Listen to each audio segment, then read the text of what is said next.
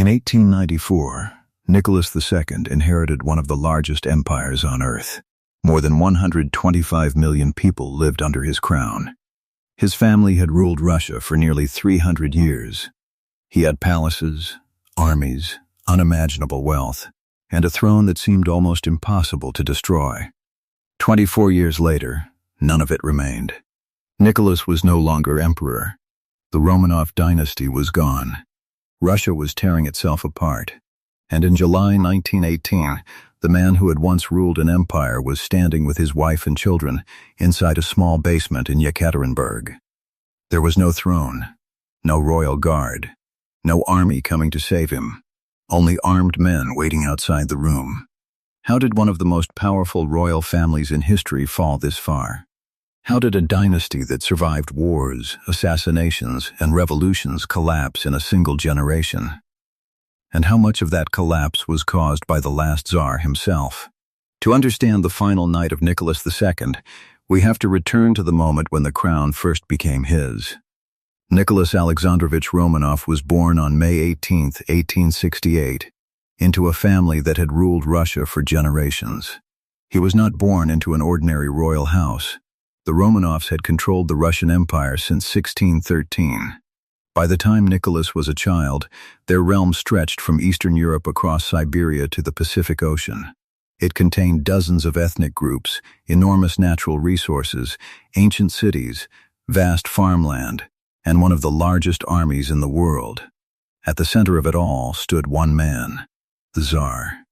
In Imperial Russia, the Tsar was not simply a ceremonial king. He held enormous political power. Ministers served at his pleasure. The government answered to him. And for millions of Russians, the monarchy was tied not only to politics, but also to tradition, religion, and the idea of Russia itself. One day, all of that power was supposed to belong to Nicholas. But the young heir did not grow up looking like a future revolutionary-era ruler. He was quiet, polite, reserved. He loved his family, enjoyed military uniforms and ceremonies, and preferred the private world of royal life to the brutal machinery of politics. His father was very different. Tsar Alexander III was physically imposing, deeply conservative, and convinced that Russia could survive only through strong autocratic rule. He had good reason to fear weakness. In 1881, Nicholas's grandfather, Tsar Alexander II, was assassinated in St. Petersburg by revolutionaries. The explosion that killed him sent a message through the Romanov family. Russia was changing, and the throne was no longer untouchable. Alexander III responded by tightening control. Political opposition was restricted. Revolutionary movements were hunted. Censorship remained powerful. The authority of the monarchy was defended, rather than reduced. Nicholas watched all of this from inside the imperial family. He was being prepared to inherit the largest responsibilities in Russia. But there was a problem. His father expected to live much longer.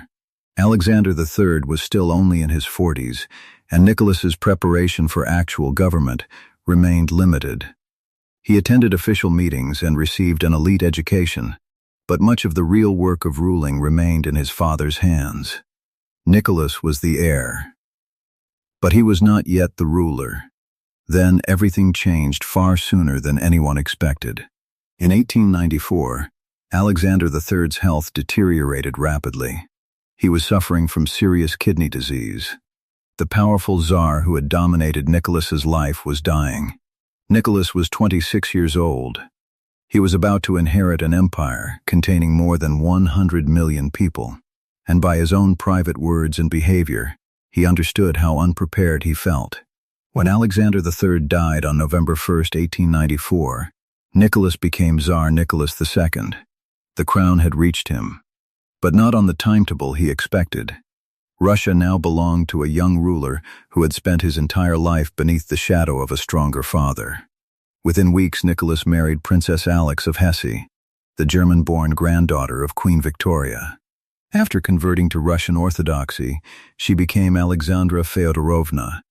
Their marriage would become one of the most important relationships of Nicholas's life. Unlike many royal marriages of the period, Nicholas and Alexandra were deeply devoted to one another. They would eventually have 5 children. 4 daughters, Olga, Tatiana, Maria, Anastasia, and finally, the son Russia had been waiting for Alexei. To the outside world, the Romanovs appeared secure. A young Tsar, a devoted wife, a growing imperial family, a dynasty already nearly 3 centuries old. The future seemed settled. But underneath the surface, Russia was becoming increasingly difficult to govern. Its cities were expanding. Factories were growing. Millions of peasants remained poor. Industrial workers were demanding better conditions. Political movements were spreading ideas that challenged autocracy itself. Liberals wanted constitutional government. Socialists wanted much more. Revolutionaries wanted the entire system destroyed. Nicholas had inherited a 19th-century monarchy at the exact moment Russia was being dragged into the 20th century. And instead of reducing the power of the throne, he made it clear that he intended to preserve the system his father had defended. That decision would define his reign. Because Nicholas II did not inherit a peaceful empire, he inherited an empire under pressure.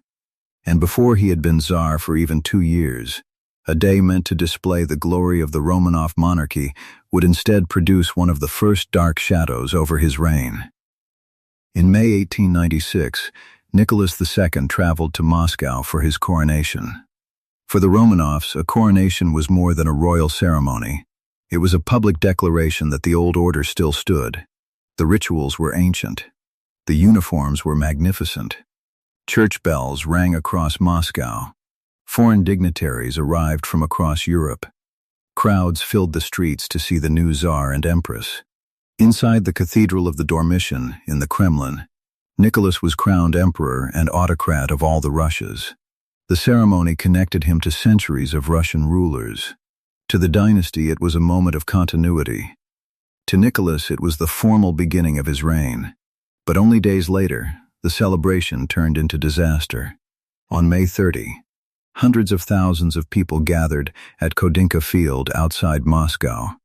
The authorities had planned a public festival in honor of the coronation. Food would be distributed. Beer would be served. And visitors were promised small commemorative gifts. For many ordinary Russians, it was their chance to participate in the coronation celebrations of a ruler most would never see again. But the field was poorly prepared for such an enormous crowd. Rumors began spreading that there would not be enough gifts for everyone. People pushed forward. Then the crowd surged. There were trenches and uneven ground beneath their feet. People stumbled. Others fell on top of them. Within minutes, celebration became panic. Men, women, and children were crushed beneath the weight of the crowd. More than 1,000 people were killed. Thousands more were injured. The coronation of Nicholas II had begun with one of the worst public disasters in modern Russian history. Nicholas was horrified. He and Alexandra visited injured victims and families, and money was provided for those affected. But another decision damaged him politically. That evening, Nicholas attended a formal reception hosted by the French ambassador. His advisors feared that canceling the event could insult France, Russia's most important international ally. Politically, there were reasons for attending. Symbolically, it was disastrous. While families were mourning the dead, the new Tsar was seen continuing with the ceremonies of his coronation. For his enemies, Khodynka became more than an accident. It became a symbol, a ruler separated from the suffering of his own people. Whether that judgment was fair or not mattered less than the fact that it began to spread. And Nicholas would spend much of his reign facing the same problem. His intentions were often private. His mistakes were very public. Yet Khodynka did not immediately threaten the throne. The Russian Empire was still enormous. The army remained loyal. The bureaucracy continued to function. The monarchy still commanded deep respect across much of the country. And Nicholas himself believed strongly in the system he had inherited. He did not see autocracy as an outdated political arrangement. He saw it as a responsibility. The Tsar had been given authority over Russia, and Nicholas believed surrendering that authority would mean betraying the duty passed down to him by his ancestors. Soon after taking power, representatives of local governments expressed hopes that the new ruler might allow greater political participation. Nicholas rejected those expectations. He described dreams of constitutional reform as meaningless fantasies, and declared that he would defend the principle of autocracy as firmly as his father had. It was an early signal. Russia was changing. Nicholas was not prepared to let the monarchy change with it. At first, the contradiction could be hidden. The Russian economy was expanding. Railways were spreading across the empire. Industrial cities were growing at extraordinary speed. The Trans-Siberian Railway was linking distant regions of Russia together. Foreign investment poured into industry. Coal production increased. Steel production increased. Factories multiplied. To outside observers, Russia appeared to be transforming into a modern industrial power. But modernization created new pressures. Factories concentrated thousands of workers in the same places.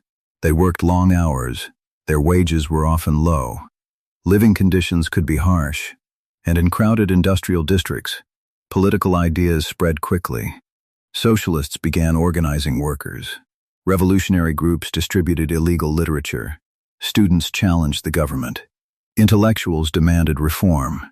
Meanwhile, in the countryside, millions of peasants still struggled with poverty and land shortages.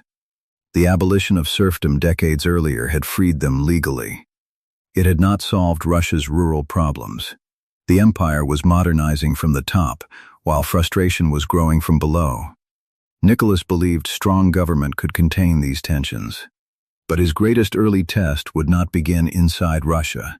It would begin thousands of kilometers away in East Asia. By the beginning of the 20th century, Russia was expanding its influence toward China and Korea. But another rising power had ambitions in exactly the same region: Japan. For many Europeans, Japan was still underestimated. Nicholas and much of the Russian establishment believed that if conflict came, the Russian Empire would have the advantage. It had more territory, more resources, a vast army, and the prestige of a great European power. But in 1904, Russia was about to enter a war that would expose just how dangerous those assumptions had become. The Russo-Japanese War would not simply damage Russian prestige. It would bring the anger already growing inside the empire dangerously close to the throne itself. In February 1904, war finally came. Japan attacked the Russian fleet at Port Arthur, beginning the Russo-Japanese War. For Nicholas II and many members of the Russian government, the conflict was expected to be manageable. Russia was a vast empire. Japan was still viewed by many Europeans as a smaller Asian power. But the war quickly exposed how badly Russia had misjudged its opponent. Russian forces were fighting thousands of kilometers from the heart of the empire. Supplies had to travel across enormous distances. Military leadership was divided. Communication was slow. And Japan was far better prepared than Russia had expected. One defeat followed another. Port Arthur fell. Russian armies were pushed back in Manchuria. Then, in May 1905, Russia suffered one of the most humiliating military disasters in its history. The Baltic Fleet had sailed halfway around the world to fight the Japanese Navy. At the Battle of Tsushima, it was almost completely destroyed. A European great power had been decisively defeated by Japan. For Nicholas, the damage was not only military, it was political. Because while Russia was losing abroad, anger was spreading at home. On January 22, 1905, thousands of workers marched peacefully toward the Winter Palace in St. Petersburg. They were led by a priest named Georgy Gapon. Many of them still believed the Tsar would help them if he understood their suffering. They carried religious icons. Some carried portraits of Nicholas. They wanted better working conditions, higher wages, and political reform. Nicholas was not inside the palace, but troops were waiting. As the crowds approached, soldiers opened fire. Hundreds were killed or wounded. The exact number remains disputed, But the political effect was immediate. The event became known as Bloody Sunday. And something important changed. For generations, many ordinary Russians had separated the Tsar from the failures of his government. They could blame ministers. They could blame officials. They could blame the police. But after Bloody Sunday, that distinction became harder to maintain. The image of the Tsar as the protector of his people had been badly damaged. Strikes spread across the empire. Factories stopped. Universities erupted in protest. Peasant unrest increased. Military discipline began to crack. Even sailors aboard the battleship Potemkin mutinied against their officers. Russia was moving toward revolution. Nicholas now faced a choice he had resisted since becoming Tsar. He could continue defending absolute rule or give away part of his power in order to save the rest. In October 1905, he finally approved the October Manifesto. It promised civil liberties. It allowed the creation of an elected parliament known as the Duma. For the first time, Russia appeared to be moving toward constitutional government. The revolution began to lose momentum. The monarchy survived. But Nicholas had not truly accepted the idea that the Duma should control the empire. He continued to believe that ultimate authority belonged to the Tsar. Over the following years, the government restricted the powers of parliament and repeatedly clashed with political opposition. For the moment, order returned. The Russo-Japanese War was over. The revolution had been contained. The Romanovs had survived another crisis. But survival was not the same as recovery. Nicholas had lost a war. His troops had fired on his own people, and millions of Russians had now discovered that the monarchy could be forced to retreat. The throne still stood, but it no longer looked untouchable. And soon, a private crisis inside the imperial family would create a new weakness, one that would eventually bring a mysterious Siberian holy man into the heart of the Romanov palace. For Nicholas and Alexandra, the political problems of Russia were only part of the pressure surrounding the throne. Inside the imperial family, there was another crisis, one almost no one outside the palace was supposed to know about. After 4 daughters, Nicholas and Alexandra finally had the son they desperately needed. Alexei Nikolaevich was born in 1904. As the only son of the Tsar, he was heir to the Russian throne. To the Romanovs, his birth seemed to secure the future of the dynasty. But Alexei carried a dangerous inherited condition: hemophilia. His blood did not clot normally. A small injury could become life-threatening. Internal bleeding could cause terrible pain. And there was no reliable cure. For Alexandra, the condition became a constant source of fear. Every fall mattered. Every bruise mattered. Every illness could become a crisis. The future emperor of Russia was physically fragile. And because the condition was kept secret from the public, the imperial family had to suffer much of that fear behind closed doors. Then a strange figure entered their lives. His name was Grigory Rasputin. He was a Siberian peasant and religious wanderer who had gained a reputation among some members of Russian high society as a spiritual man with unusual abilities. To many people in St. Petersburg, Rasputin looked completely out of place near the royal family. He was rough, unpolished, controversial, but Alexandra came to believe that he could help her son. On several occasions, when Alexei was seriously ill, Rasputin appeared to calm the situation or predicted that the boy would recover. Exactly how much he medically affected Alexei remains debated. But to Alexandra, that question hardly mattered. When doctors could not promise that her son would live, Rasputin gave her hope, and that gave him access to the imperial family. The relationship became politically dangerous. Stories about Rasputin spread through Russia. Some were true. Many were exaggerated. Others were completely invented. Rumors claimed he controlled Alexandra, that he influenced government appointments, that he secretly ruled the palace, that the imperial family had fallen under the power of a corrupt mystic. The reality was more complicated. Rasputin did not control the Russian Empire. But the monarchy had another problem. People believed that he did. And in politics, perception can be almost as destructive as reality. Alexandra herself was already viewed with suspicion by parts of Russian society. She had been born a German princess. As tensions with Germany increased, that background became increasingly important. Her private personality also worked against her. She disliked public life. She could appear distant and cold. To those who did not know her, her reserve could look like arrogance. Inside the palace, she was a devoted wife and an anxious mother. Outside it, she was becoming a symbol of everything critics believed was wrong with the monarchy. Rasputin made that image worse. Politicians complained about his influence.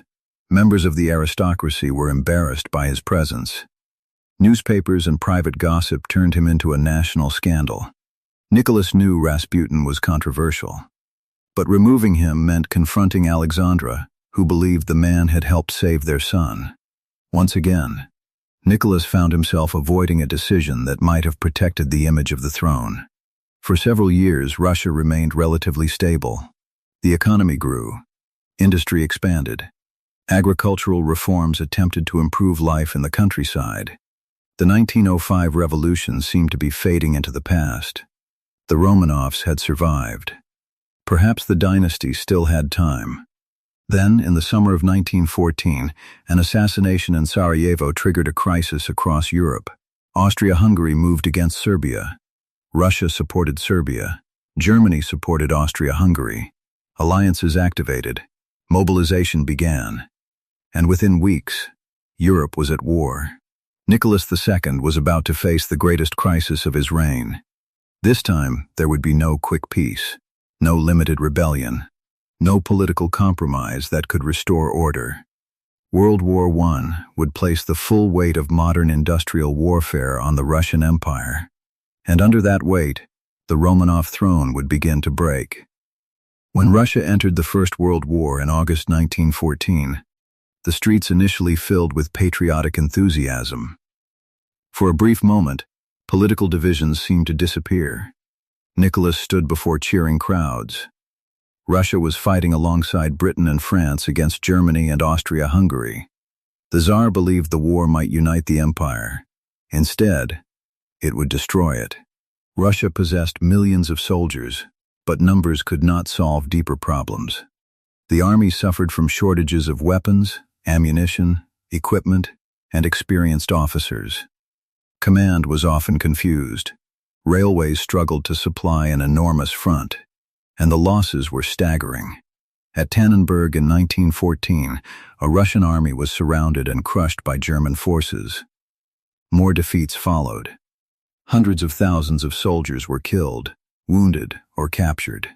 Millions of civilians were displaced as armies moved across Eastern Europe. Yet the Russian Empire continued fighting. Then, Nicholas made one of the most important decisions of his reign. In September 1915, he took personal command of the Russian army. He left Petrograd and spent much of his time at military headquarters. Nicholas believed his presence would inspire the troops and restore confidence. But politically, the decision was dangerous. From that moment, military failure could no longer be blamed only on generals. The Tsar himself had placed his name above the war effort. Every defeat now damaged the crown. And while Nicholas remained away from the capital, Alexandra became more involved in political affairs. That brought Rasputin even closer to the center of public suspicion. Ministers came and went. Rumors multiplied. The government looked unstable. And Alexandra's German birth became increasingly poisonous during a war against Germany. There was no evidence that she was secretly working for Germany. But by this point, facts were competing with anger. And anger was winning. By 1916, the monarchy had become isolated not only from revolutionaries, but from many members of Russia's own political and aristocratic elite. Even people who wanted to preserve the monarchy feared that Nicholas was leading it toward disaster. Rasputin had become such a symbol of scandal that members of the aristocracy decided to remove him themselves. In December 1916, he was murdered in Petrograd. His death did not save the monarchy. The problem was now much larger than one controversial man. Russia was exhausted.